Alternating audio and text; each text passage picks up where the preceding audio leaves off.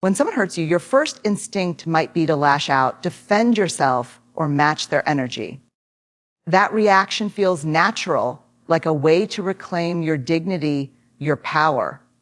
But here's the hard truth: reacting is not the same as responding, and it almost never brings healing. It brings chaos, more pain, and often regret. We are conditioned to believe that silence means defeat. That ourselves. If we don't respond, we've somehow allowed someone to win.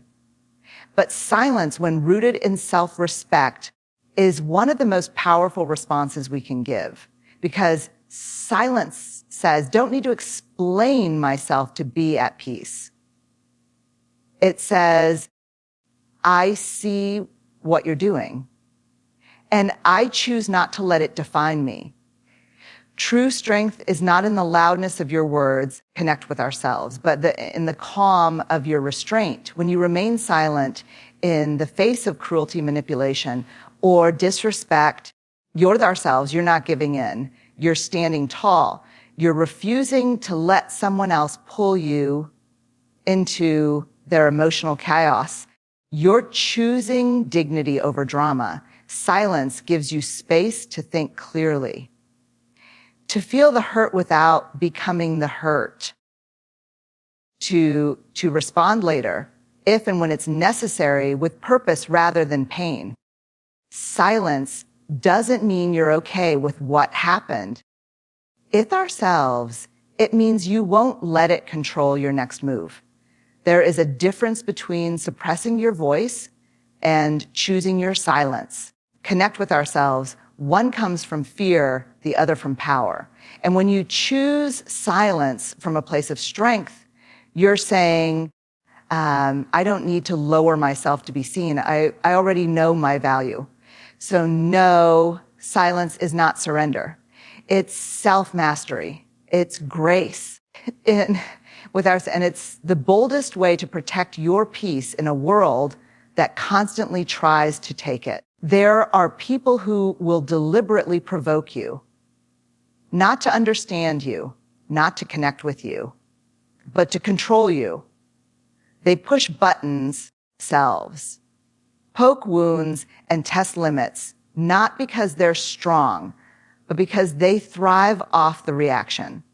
And the moment you lose yourself in anger, in tears, in frustration, they've won a little piece of you.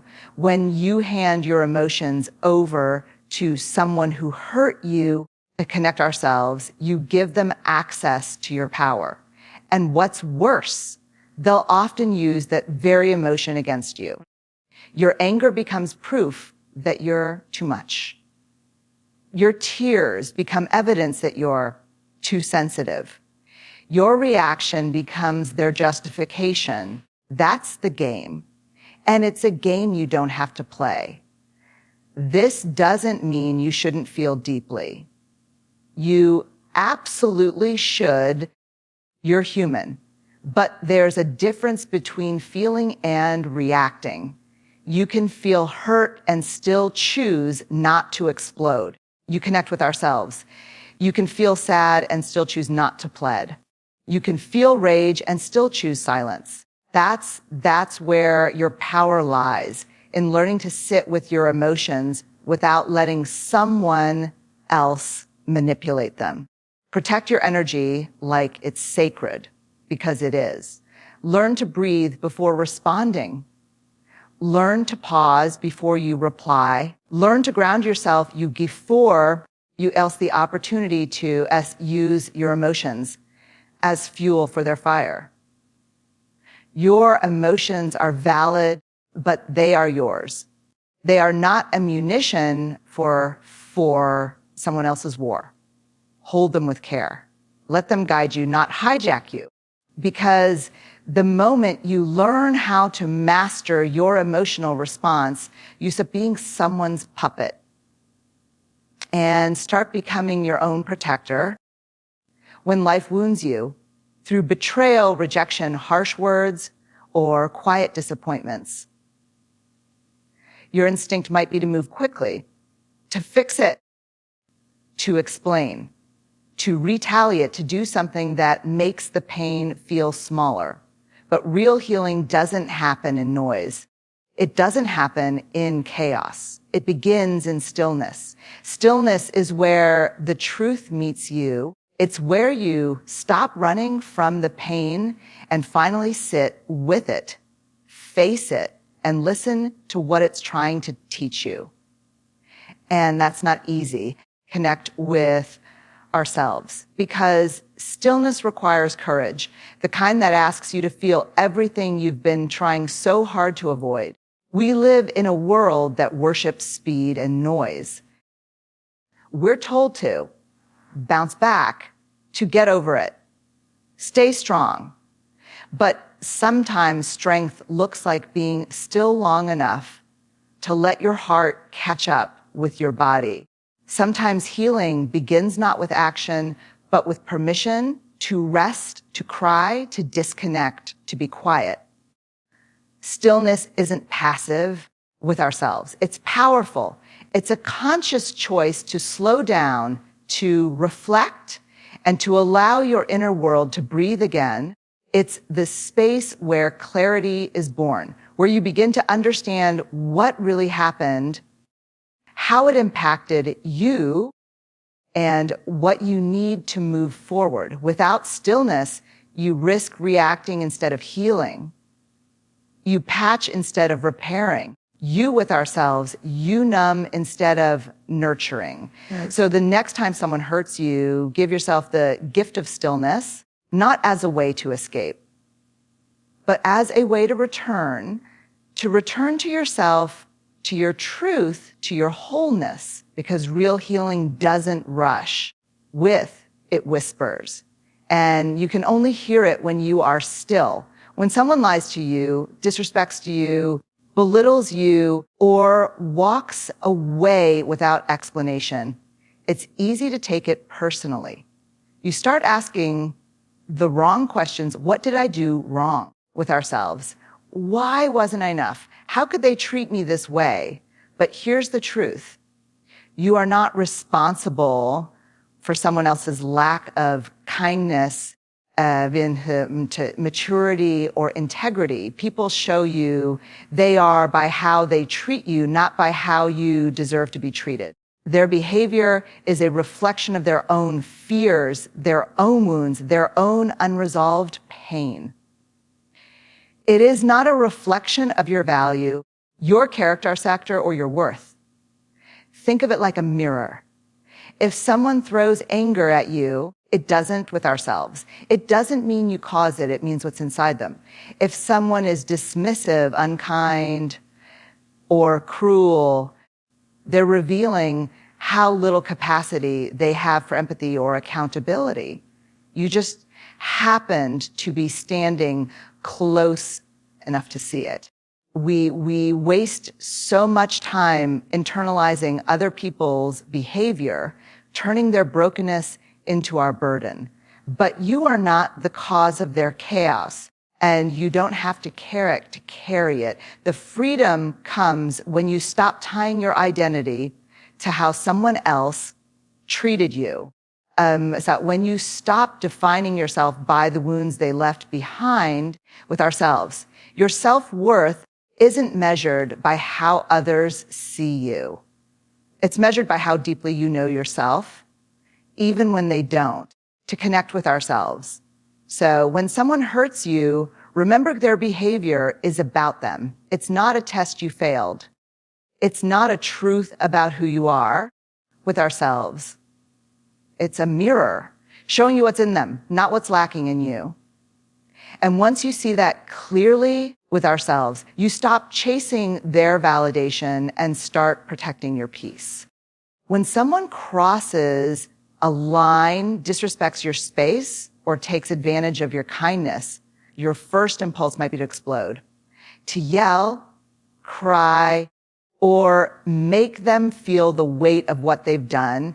That's the emotional reaction, the fire that rises when you feel unseen or unheard. But here's the thing, anger might get their attention, but boundaries get your power back. Anger is loud and temporary. With ourselves, boundaries are quiet and lasting. They don't need shouting or dramatic scenes to be effective. A boundary says, this is the line, and I won't step over it just to make you comfortable. It doesn't beg for understanding or approval. It simply is a firm, steady declaration of self-respect. People might ignore your words, twist your emotions, or argue with your feelings, but they cannot ignore a boundary that's enforced with consistency and calm. Walking away, saying no, refusing to explain yourself again and again, those are acts of self-preservation that speak volumes. And unlike anger with ourselves, they don't leave you feeling depleted or ashamed. Boundaries tell people who you are and what you will and will not accept. They create space for clarity, for peace, for truth with ourselves. They remove the need for constant emotional reactions because your line has already been drawn. You knuck with ourselves. You no longer have to defend it with rage. You uphold it with action. There's nothing louder than a calm, unwavering boundary to connect with ourselves. It's a signal that you've outgrown the need to convince people to treat you right. It's an act of choosing yourself without the noise fix, trying to force or what was never your responsibility. In a world that constantly demands your attention, your reaction, your energy, it's easy to forget how sacred your inner calm really is. You get pulled into arguments that don't deserve your words, conversations that drain instead uplift, and relationships that feel more like battles than bonds. And over time, your peace gets chipped away piece by ourselves, piece by piece, until you can't remember what stillness feels like. But peace is not something you find in other people. Connect ourselves. It's not something earned through pleasing or proving. It's something you create, something you protect, something you learn to value of being right, being loud, or being liked. And once you've tasted it, real, grounded with ourselves, internal peace, you start to see just how expensive the cost of losing it truly is. Not everyone deserves access to your emotional world. Not every with ourselves. Not every message deserves reply. Not every insult requires a comeback. Sometimes the most powerful move you can make is to disengage, to hold your silence, to walk away, to let people wrestle with their own chaos while you protect your stillness. People will try to convince you that your peace is selfish. To connect with ourselves, that setting boundaries makes you cold, that being selective makes you arrogant. But protecting your mental and emotional space is not a betrayal of others. It's a devotion to yourself. It's a connect with ourselves. It's a quiet commitment to no longer allowing anything to disturb your center that doesn't deserve to be there. Your peace, it doesn't look dramatic. Mm-hmm. It doesn't scream. It doesn't announce itself. It's in the way you don't respond to provocation. It's in the way you no longer chase closure from people who never gave you clarity. It's in how you choose your battles, your company, your silence, your focus. It's in the decisions you make daily to stay grounded, even when the world around you is anything but. We often grow up believing that reacting is strength, that if someone hurts us, we must speak louder, respond faster, and stand our ground visibly to prove we are not weak. But as we evolve, we begin to understand that true strength does not always roar. Sometimes it whispers. Sometimes it walks away. Sometimes it says nothing at all. Not reacting when someone hurts you is not weakness. It's wisdom. It means you've learned that your energy is too sacred to waste on those who feed on your reaction. It means you've grown past the need for external validation, past the urge to defend yourself to people who never intended to understand you in the first place. It means you've finally realized that peace is not something anyone else can give you or take away from you.